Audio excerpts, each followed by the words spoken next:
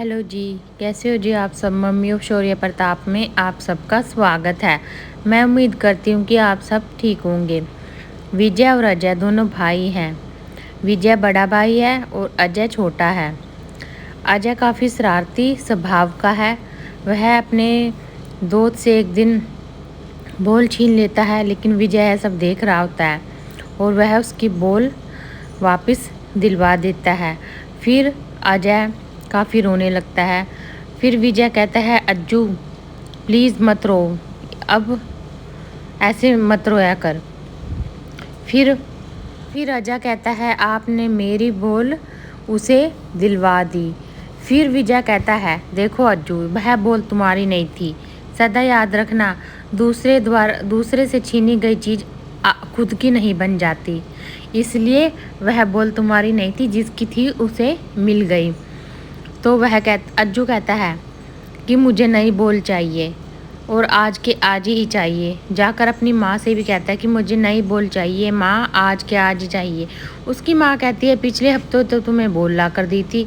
तो अज्जू कहता है, वह बॉल तो मेरी गुम हो गई। तो इतने में उसका भाई आ जाता है और वह उसे बॉल दे देता है और वह बॉल लेकर बिना कुछ बोले बाहर चला जाता है।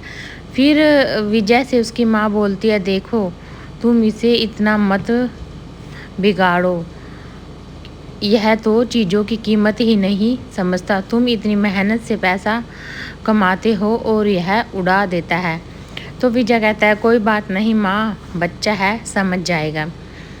दूसरी तरफ उसके पिता गुजर जाते हैं अजय और विजय के, तो सारा भार उसी के ऊपर आ जाता है। वह कुछ काम करने गांव में ही मतलब एक लाला के यहाँ जाता है और उससे कुछ काम मांगता है और काम करने लग जाता है। धीरे धीरे वह पैसा जोड़कर एक ढाबा खोल लेता है और अजय की पढ़ाई पर भी कोई भी वजन मतलब किसी भी प्रकार का बुरा प्रभाव नहीं पड़ने देता। उसकी पढ़ाई जारी रखता है और धीरे धीरे समय बीतता जाता है। अब अजय बड़ा हो जाता है। वह कहता है, भैया मुझे आपसे कुछ किसी बारे में बात करनी है। तो विजय कहता है, बोलो। तो अजय कहता है, मुझे शहर जाकर MBA करना है और उसके लिए कुछ डोनेशन लगेगा। मेरे दोस्त का भाई है, वह मेरा एडमिशन करवा देगा। तो उसका भाई पूछता है, कितना डोनेशन लगेगा। तो विजय कहता है 3-4 लाख। तो अजय उसे दे देता है, लेकिन उसकी माँ कहती है, बेटा तुम यह क्या कर रहे हो, तुमने तो अपना खुद का होटल बनाने के लिए यह पैसे जोड़े थे पाई पाई कर कर। तो फिर विजय कहता है, कोई बात नहीं माँ, उसे पढ़ लेने दो। तो वह शहर चला जाता है और शहर जाकर वह पढ़ लेता है और अच्छी नौकरी लग जाता है जो अजय है, और वहीं पर शादी कर लेता है। दूसरी तरफ विजय का भी अपना परिवार है, 2 बच्चे हैं और उसकी पत्नी है। और वहीं उसकी माँ काफ़ी बीमार हो जाती है और एक दिन विजय को उसकी माँ कहती है, बेटा मैं अज्जू से मिलना चाहती हूँ। तो फिर विजय अजय को फ़ोन करता है, लेकिन अजय फ़ोन बिल्कुल भी नहीं उठाता। तो फिर विजय निश्चय कर लेता है कि वह शहर जाकर अजय को लेकर आएगा। तो वह शहर चला जाता है और वह अजय को जाकर कहता है, मैंने तुम्हें कितने फ़ोन किए, तुमने एक भी फ़ोन नहीं उठाया। तो अजय की पत्नी कहती है, कंपनी का काफ़ी बड़ा फंक्शन है और काफ़ी महत्वपूर्ण दिन है, मैं तो जा नहीं सकती, तो तुम्हें भी नहीं जाना चाहिए।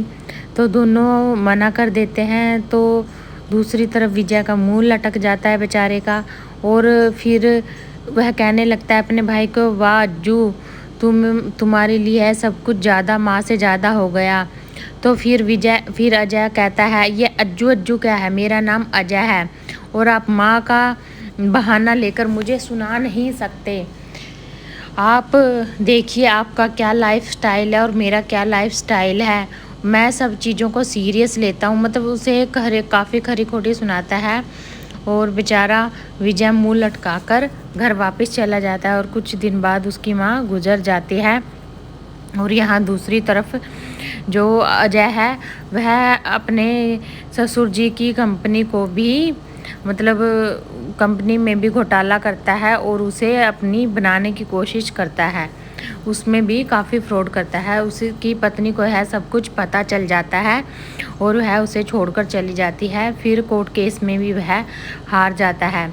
अब उसके पास ना तो घर है, ना पैसे हैं और ना ही कुछ नहीं है। मतलब उसके पास पत्नी भी चली गई उसे छोड़कर, और वह दर दर भटकता है नौकरी के लिए। और एक जगह वह जाता है और वह कहता है देखिए मेरी क्वालिफ़िकेशन कितनी अच्छी है। तो वह जो बॉस होता है वहाँ का, वह कहता है क्वालिफ़िकेशन कितनी अच्छी भी हो, लेकिन तुम्हारा जो नाम बदनाम है, अब तुम्हें कहीं भी नौकरी नहीं मिलेगी। तुमने बहुत गलत किया है और बहुत बड़ा घोटाला किया है और अब तुम्हें नौकरी मिलनी बहुत ही मुश्किल है। तो वह दर दर भटक कर इधर उधर सोचता है कि अपने गांव वापस चला जाए, क्योंकि उसे अपने भाई की कही हुई बात याद आती है कि हमें किसी से किसी का कुछ भी नहीं छीन सकते, क्योंकि छीना हुआ हमारा खुद का नहीं हो जाता। तो वह गांव वापस जाता है और गांव वापस जाकर देखता है कि गांव का तो नक्शा ही बदल गया और जगह जगह पर पोस्टर लगे हैं। एक बहुत ही महल जैसा होटल बना हुआ है और उसके ऊपर उसके भाई की फ़ोटो लगी है। और वह घर जाकर भी देखता है, अब वह वैसा घर नहीं है, बहुत बड़ा आलीशान बंगला बन गया है और वहाँ नौकर चाकर घूम रहे हैं। यह सब देखकर उसकी आंखें चौंधा जाती हैं। और उसका भाई जब उसे मिलता है वह कहता है बोलिए अजय साहब, क्या बात है, आप यहाँ कैसे आए। तो वह रोने लगता है और अपने भाई से माफ़ी मांगता है और वह कहता है भाई मुझे माफ़ कर दो, मुझे आपकी सारी बात समझनी चाहिए कि हमें किसी से किसी का कुछ भी नहीं छीनना चाहिए, क्योंकि छीनी हुई चीज़ कभी भी हमारी नहीं होती।